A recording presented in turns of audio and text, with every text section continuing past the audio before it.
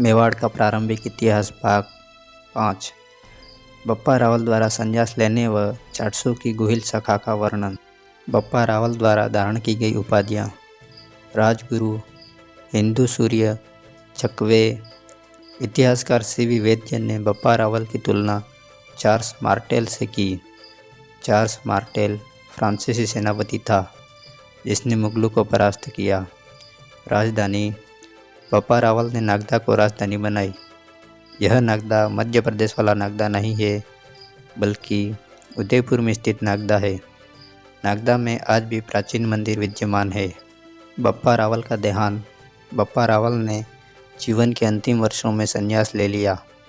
इनका समाधि स्थान एकलिंगपुरी से उत्तर में 1 मील दूर स्थित है।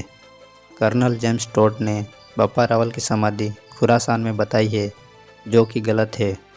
बप्पा रावल द्वारा करवाए गए निर्माण कार्य: आदिवराह मंदिर: यह मंदिर बप्पा रावल ने एकलिंग जी मंदिर के पीछे बनवाया। बांकीदास रिख्यात के अनुसार बप्पा रावल के एक पुत्र आणददे हुए, जिनके वंशज मंगलिया कहलाए। एकलिंग जी का मंदिर: उदयपुर के उत्तर में कैलाशपुरी में स्थित इस मंदिर का निर्माण 734 ईस्वी में बप्पा रावल ने करवाया। इसके निकट हरित ऋषि का आश्रम है। एकलिंग जी मेवाड़ के गुहिलों के कुल देवता रहे हैं। यह मंदिर राजपूताना में पाशुपत संप्रदाय का सबसे महत्वपूर्ण स्थान है। एकलिंग जी मंदिर में हीरों के नाग का चढ़ावा है। मेवाड़ के ताम्रपत्रों आदि पर श्री एकलिंग जी प्रसादातु व दीवान जी आदेशातु अंकित है। मेवाड़ के शासक स्वयं को एकलिंग जी का दीवान मानते थे। उनका मानना था कि शासन तो एकलिंग जी ही कर रहे हैं, हम तो बस राज्य की रक्षा हेतु नियुक्त किया गया है। मेवाड़ के शासक जब भी मेवाड़ से बाहर जाते थे तो एकलिंग जी की आज्ञा लेकर ही जाते थे। रावल खुमाण प्रथम: ये बप्पा रावल के पुत्र थे। इनका नाम कहीं कहीं खोमान भी मिलता है। कहते हैं कि बप्पा रावल ने संन्यास लेने से पहले राजगद्दी रावल खुमाण को सौंप दी थी। रावल मत्तट: रावल खुमाण के बाद रावल मत्तट शासक बने। रावल मत्तट ने मालवा के शासक को परास्त किया। रावल मत्तट ने प्रतिहार शासक वत्सराज के साथ मैत्री संबंध स्थापित किए। रावल मत्तट के बाद भृत्यभट्ट मेवाड़ के शासक बने। रावल भृत्यभट्ट प्रथम: इनका नाम कहीं कहीं भृत्यपट भी मिलता है।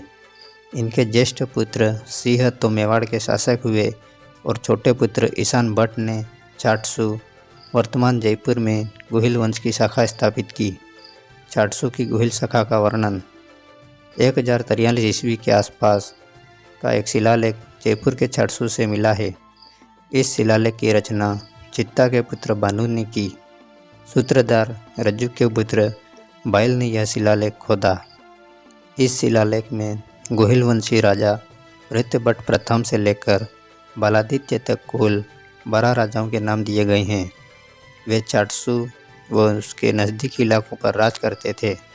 मेवाड़ के गुहिल वंश के संस्थापक गुहिल के वंशज भृत्यभट्ट प्रथम हुए।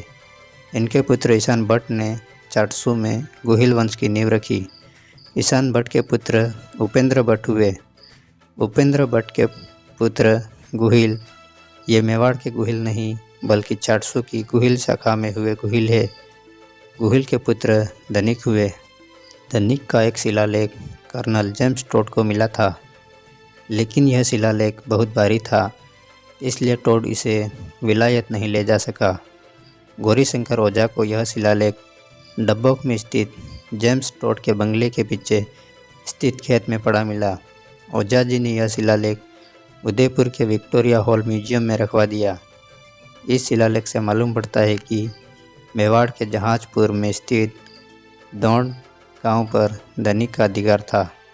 यह भी जानकारी मिलती है कि धनिक स्वतंत्र शासक नहीं थे, वे किसी धनलपदेव नामक शासक के सामंत थे। धनिक के पुत्र आहुक हुए। आहुक के पुत्र कृष्णराज हुए। कृष्णराज के पुत्र शंकरगण हुए, जिनको अनेक युद्धों का विजेता कहा गया है। शंकरगण ने भट्ट नामक एक राजा को परास्त किया और गोंड के राजा के स्वामित्व वाली भूमि को अपने स्वामी के अधीन किया।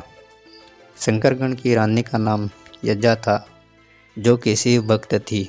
शंकरगण व यज्जा के पुत्र हर्षराज हुए, जिन्होंने उत्तर के राजाओं पर विजय प्राप्त करके उनके घोड़े कन्नौज के प्रतिहार शासक भोज प्रथम को भेंट किए।